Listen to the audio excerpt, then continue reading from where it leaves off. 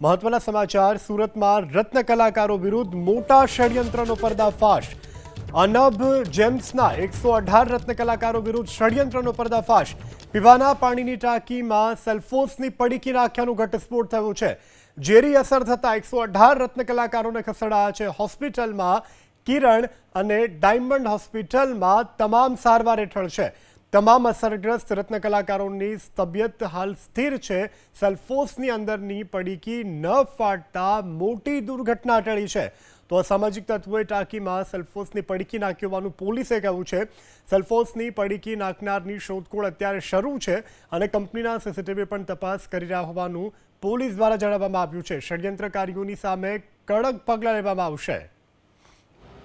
आज Kapodra police station के विस्तार में एक कारखाना जिसका नाम है अनब जेम्स, उसमें हमें ये पता चला कि एक पानी पीने वाली टंकी में किसी एक असामाजिक तत्व ने जो जहर होता है एल्युमिनियम फॉस्फाइड या सेल्फोस नाम का जहर, उस पैकेट को उसमें फाड़ के डाला हुआ था। लकीली जो बाहर के पैकेट था सिर्फ वही फटा था और अंदर का पैकेट इंटैक्ट था, उसके कारण जहर उसमें पूरी तरह से मिला नहीं था।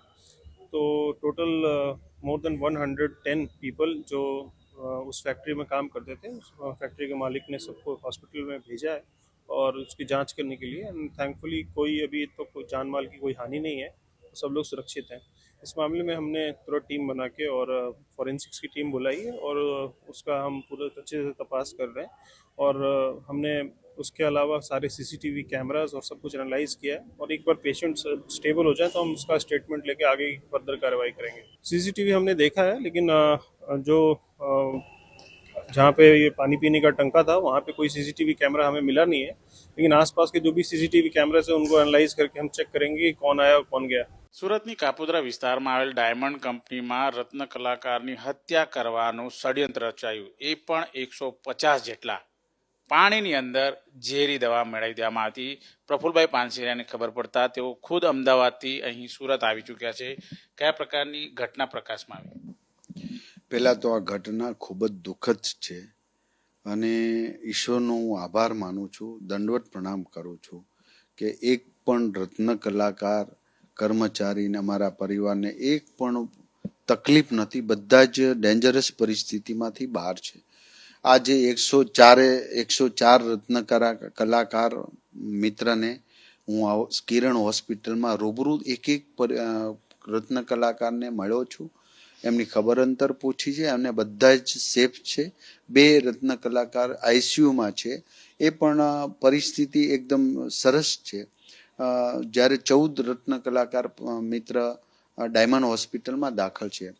આ 118 રત્ન કલાકારને જ્યારે હોસ્પિટલમાં દાખલ કરવા પડ્યા હોય ત્યારે આ જે પીવાના પાણીની ટાંકીની અંદર કુલર છે એની અંદર પોલીસે બધું કબજે કર્યો। એલ્યુમિનિયમ ફોસ્ફેટ ખૂબ જ ડેન્જરસ પોઈઝન જે નાખવામાં આવ્યું છે, પણ પેકેટ પણ ત્યાં પડ્યું છે અને આ એક રાક્ષસી કૃત્ય છે। દેશની અંદર આવું જઘન્ય કૃત્ય કરનારા પણ આવા રાક્ષસો જીવે છે, જે દુઃખદ બાબત છે। આમ સમગ્ર માનવ જાતિ માટે આ એક શરમજનક બાદ, માનવતાના કોઈ સિદ્ધાંતના ક્યારે આવું કોઈ વિચારી શકે નહીં। એમના ફેક્ટરી માલિકે પણ તમામ પ્રકારની વ્યવસ્થા હોસ્પિટલની અંદર કરી છે, જેને થોડી એવી અસર છે એમને પણ એડમિટ કરી દીધા છે। આખી નાઈટ બધી જ ડૉક્ટરની ટીમથી લઈને તમામ વ્યવસ્થા હોસ્પિટલમાં કરી છે।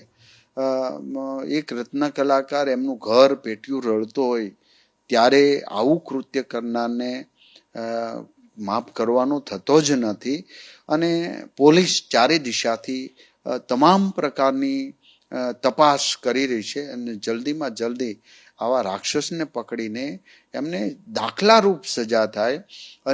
અન્ય ફેક્ટરીઓમાં પણ આ મેસેજ જોશે તો કોઈના મગજની અંદર આવું વિચાર સુદ્ધા આવ્યો હશે તો પણ એ હંમેશના માટે ભૂલી જશે। ઈશ્વરને હું ફરી વખત આભાર વ્યક્ત કરું છું કે 118 રત્ન કલાકારો આજે હોસ્પિટલના બેડ પર સૂતા છે, એમની સારવાર થઈ રહી છે અને બધા સ્વસ્થ છે. એ જોઈને પણ મને થોડુંક મને આનંદ થયો છે. ને ભગવાન ઉપર હું આભાર વ્યક્ત કરું છું, કારણ કે એક પણ રત્ન કલાકારને કશું થયું નથી. પ્રફુલભાઈ, 150 જેટલા રત્ન કલાકારો છે એ ડાયમંડ કંપનીમાં કામ કરતા હતા. કેટલી આતંકી માનસિકતા હશે એ વ્યક્તિની જેણે આ 150 રત્ન કલાકારોની હત્યા કરવાનું ષડયંત્ર રચ્યું? બિલકુલ આ એક કહેવાય આતંકી જ કૃત, આતંકવાદીથી પણ હીન કક્ષાનું કૃત. આને કોઈ શબ્દમાં વર્ણવી ન શકાય. પણ ભગવાનનો પાડ માનીએ કે જે પેકેટ એમને દવાનું પાણીની અંદર નાખ્યું છે એ પૂરું ખુલ્લું નથી. જે પોલીસે બધું જ કબજે કર્યું છે.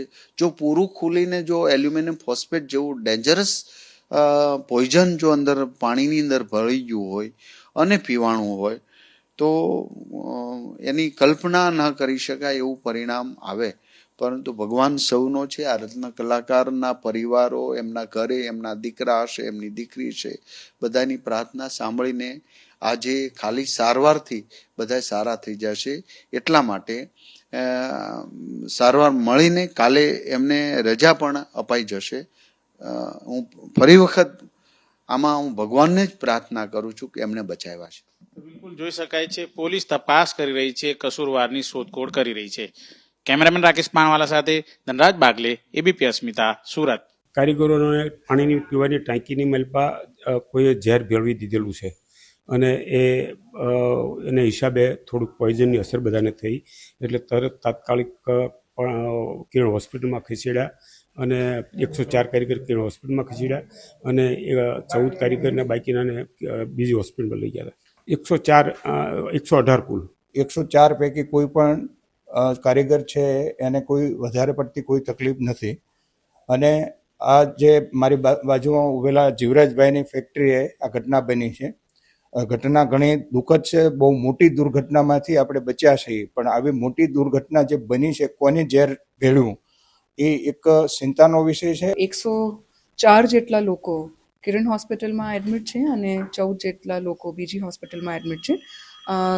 સુરત મહાનગરપાલિકા તરફથી માનની મેયરશ્રી અને આરોગ્ય તંત્રની ટીમ અને અમે બધાએ પેશન્ટ્સની મુલાકાત લીધી છે. કોઈ પણ કેઝ્યુઅલ્ટી નથી, કોઈ પણ જાનહાનિ નથી, કોઈ પણ ડેન્જરમાં નથી. પાણીમાં કોઈ વ્યક્તિએ ઝેરી દવા ઉમેરી દેવામાં આવી હતી. એના હિસાબે 128 જેટલા કારીગરોને તેની અસર થઈ છે. એના હિસાબે 104 કારીગર અત્યારે કિરણ હોસ્પિટલમાં લાવ્યામાં છે અને 28 કારીગરો ડાયમંડ હોસ્પિટલમાં લાવ્યા છે. અત્યારે કમિશનરશ્રી અને અમે અત્યારે વિઝિટ કરી છે. કોઈ કારીગરોને અત્યારે સુવિધા બહુ સારી છે અને કોઈ અત્યારે કોઈ ડેન્જર નથી. આઉટ ઓફ ડેન્જર છે બધા જ કારીગર. પોલીસ ઇન્વેસ્ટિગેશન અત્યારે કરી રહી છે કે આ બનાવ કઈ રીતે બન્યો. એટલે મારા મતે બહુ મોટી ઘાતમાંથી આ બધા જ રત્ન કલાકારો બચી ગયા છે. સુરત શહેરના કાપોદ્રા વિસ્તારમાં ડાયમંડ કંપનીની અંદર રત્ન કલાકારોની હત્યા કરવાનું ષડયંત્ર કરાયું હતું. તમામ જે 114 રત્ન કલાકાર છે એમને કિરણ હોસ્પિટલમાં દાખલ કરાયા છે, જ્યારે અન્ય જે 14 છે એ તમામ જે અત્યારે ડાયમંડ હોસ્પિટલ ખાતે અત્યારે દાખલ કરવામાં આવ્યા છે. રત્ન કલાકાર સાથે વાતચીત કરીશું. કાકા, શું નામ છે તમારું? ઉદ્ધવજીભાઈ. ઉદ્ધવજીભાઈ, શું ઘટના બની? પાણી પીધું સવારે તો વાસ આવતી હતી પાણીમાં. તો પછી પાણીની ટાંકીમાં જોયું તો અંદર પડીકી દવાની હતી. દવાની તો પડીકી આ ઝેરની. તો પછી બધાને કોઈને અસર થવા માંડી, માથું દુખવા, ગભરામણ થવા માંડી, પછી એડમિટ કરી દીધા બધાને. અત્યારે બધાને સારું છે. કોણ મારવા માંગે છે તમને? એ તો ખ્યાલ નહીં આમાં કોણ મારવા માંડે. કેટલો ડર લાગતો હતો?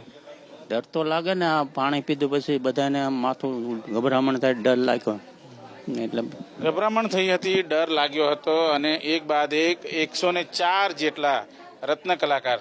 શું બન્યું હતું અને કઈ રીતે અહીં પહોંચ્યા? એટલે 9:30 વાગે અમે પાણી પીવા ગયા ને બોટલ ભરીને, તો એમાં પાણી ઉપરની ટાંકી ખોલી તો એમાં દવા નીકળી. તો શેઠને કીધું તો શેઠે કાઢીને જોઈએ તો એમાં દવા હતી. પછી ડાયરેક્ટ અમને બધા એને કિરણ હોસ્પિટલમાં લાવવામાં આવ્યા. કોણ લાગે તમને? કોઈ શંકા છે કોણ મારવા માંગે છે તમને? ખબર નથી અમને. કોઈ ઝઘડો કરતો હોય, ટીખડખોર હોય કે એવું કઈ ખરું? કઈ રત્ન એ કઈ ખબર નથી. અમે 9 વાગે ખાલી પાણી પીધું તો એમાં સ્મેલ આવતી હતી. એટલે બિલકુલ અત્યારે તમામ રત્ન કલાકાર છે તેમને અહીં લાવવામાં આવ્યા છે. શું કહેશો, કઈ રીતે જે આખું ષડયંત્ર લાગી રહ્યું છે તમને, કઈ રીતે? આમાં તો એકને ખ્યાલ આવ્યો કે દવા પાણીમાં વાઇસ આવે છે, એના બાબતે બધા કારીગરોને ખ્યાલ આવી ગયો કે આમાંથી પાણીમાં જે આવ્યું છે એ પછી કોઈએ પાણી પીધું નથી બાદમાં. એ રીતે છે. કેટલા વાગ્યાથી લઈને કેટલા વાગ્યા સુધી કેટલા રત્ન કલાકારો બધું પાણી પી લીધું છે? 9 વાગ્યા પછીનું. 9 વાગ્યા પછીથી જે પ્યાર પાણી પીધેલું છે તે અસર જે થઈ હોય. પછી કોણ છે તમને આ રીતે તમારી હત્યા કરવાનું ષડયંત્ર? એ તો કોઈ ખ્યાલ નથી કોઈનું કઈ. આજુબાજુ પાણી ટાંકી બાજુ સીસીટીવી છે? એ તો બહુ ખ્યાલ નથી કે જોયું નથી એવું કઈ. તમારા મતે આરોપી પકડાય તો શું સજા થવી જોઈએ? એનો તો હવે તો કંપની બાબત જે થાય, કંપની તરફથી જે સજા કરવામાં આવે એ કંપની કરે, જે કરવાનું હોય. કેટલા લોકોએ પાણી પીધું હશે? ઘણા લોકોએ પીધેલું છે. તમે પીધેલું? મેં પીધું પણ થોડુંક જ પીધું, જાદુ પીધું. બિલકુલ અત્યારે જોઈ શકાય છે. કાકા, કેવી છે તબિયત? તબિયત સારી છે. કેટલું પાણી પીધું તું? 1 ગ્લાસ પીધું હતું. પછી શું અસર થઈ? અસર કાંઈ નહોતી થઈ. પછી સવારમાં 9 વાગે ખ્યાલ આવ્યો અને પાણીની અંદર સુગંધ આવવા માંડી ને તે પછી ખ્યાલ આવી ગયો કે આમાં આ વસ્તુ નાખેલી છે કોકે અને એ રીતનો બનાવ બન્યો છે. એમ કોણ હશે જે હત્યા કરવાની કોશિશ કરતો હશે? કોઈ જાતની ખબર નથી સાહેબ. એ તો હવે કોણ હોય કેમ ખબર પડે? શું સજા થવી જોઈએ આરોપીને? એ તો હવે કંપની ડિસાઈડ કરે ને. અમારે તો કોઈ અમે તો શું કરી શકીએ સાહેબ? કંપની જે કરે ફાઇનલ. અત્યારે વાત કરવામાં આવી રહી છે. અન્ય રત્ન કલાકારો છે, તેમની સાથે વાતચીત કરીશું. શું નામ તમારું? મારું નામ કામલિયા કુલદીપભાઈ. કુલદીપભાઈ, શું આખી ઘટના શું હતી? કઈ રીતે કેટલા વાગે ખબર પડી? સવારમાં હું 8 વાગે પાણી પીવા દો. મેં 1 ગ્લાસ પાણી પીધું. પછી 9:30 એક અમારા એમ્પ્લોય છે તે પાણી પીવા ગયા તો એને થોડીક સ્મેલ આવી કે ભાઈ આ પાણીમાં કોઈ પ્રોબ્લેમ છે. એટલે એને સુપરવાઇઝરને જાણ કરી કે આ પાણીની તમે તપાસ કરો. બરોબર, તપાસ કરતા એમાંથી આવા ઝેરી પદાર્થ મળી આવ્યા છે. કોણ હશે એ વ્યક્તિ જે આ રીતે 150 જેટલા રત્ન કલાકારોની હત્યા કરવા માંગતો હશે? હવે એવી આપણને કોઈ જાણ નથી સાહેબ હાજરમાં. અને હું સરકારશ્રીને અને પોલીસ પ્રશાસનને એવું અપીલ કરું છું કે આ જે કોઈ હોય એને છોડવામાં ન આવે અને એને કાયદેસર જે કડક કાર્યવાહી થાય એવું ઈચ્છું છું. તમે જ્યારે પાણી પીધું ત્યારે શરૂઆતમાં કેવી રીતે તમને અસર થઈ? થોડોક હોઠ થોડાક સુકાવા લાગ્યા, ગળું, એવી અસર થઈ હતી પહેલા. બિલકુલ અત્યારે ગંભીર ઘટના છે. કાકા, શું કહેશો, કોણ હશે આ વ્યક્તિ? એ તો કેવી રીતના ખબર પડે? બાકી અમે સવારમાં ગયા કામ પર, અમે જઈને 1 ગ્લાસ પાણી પીધું સવારમાં, કેમ કે માવો ખાધો એટલે મોઢું સાફ કર્યું, પાણી પીધું હોય. પછી અમને સુપરવાઇઝર કહેવાય કે તમે પાણીના બોટલ ભર્યા છે ખાલી કરી નાખો અને કોઈ પાણી ન પીવું. બરોબર, પછી એમાંથી ઝેરી પદાર્થ મળ્યો. પછી અમને 1 વાગ્યાની આસપાસ અમને એડમિટ કર્યા. તમને કઈ રીતની અસર થઈ હતી? એટલે ગળું મળ્યું સુકાવા, સેસીસ માથું મળ્યું ભારે થવા, એવી તકલીફ થવા મળી હતી. તમારી ફેક્ટરીમાં કેટલા લોકો છે રત્નકલા? અમે અમારા ગાળામાં 150 જણા છે. શું સજા થવી જોઈએ? સજા તો જેણે જે કર્યું હોય એને કાળિયાવાળી સજા તો હારી થવી જોઈએ, કેમ કે 150 જણાને આ જોખમ છે. એની એકાદ વ્યક્તિ હારે તકલીફ હોય. બિલકુલ 150 જણાને જોખમ ઊભું થઈ ગયું હતું એ પ્રમાણેની વાત છે કરવામાં આવી રહી છે. શું નામ તમારું? મધુભાઈ. મધુભાઈ, શું ઘટના બની? કઈ રીતે તમને અસર થઈ? સવારમાં પાણી પીધું ને 10 વાગ્યા ને તો થોડુંક માથું ને એવું પકડ્યું ને એટલે પછી અહીંયા શેઠે તપાસ કરાવ્યો ફિલ્ટરમાં, તો પછી આમાં 2 પડી હતી. તો પછી શેઠે બધાને અહીંયા દાખલ કરી દીધા. કોણ હશે આ નફટ વ્યક્તિ જેણે આ કર્યો છે? એ તો કઈ આપણને ખબર ન હોય કોણ છે આવું એમ. બરાબર,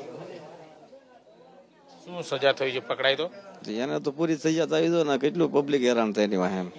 બરાબર, કોઈ લાગે છે કે કઈ તમારી ફેક્ટરીનો જ કોઈ રત્ન કલાકાર હશે, અન્ય કોઈ વ્યક્તિ હશે? કોણ હશે આવ્યા? હવે એવું તો છે અંદરનો કોઈને બહારનો દેવાટાનો તો કોઈ આવતું નથી કઈ.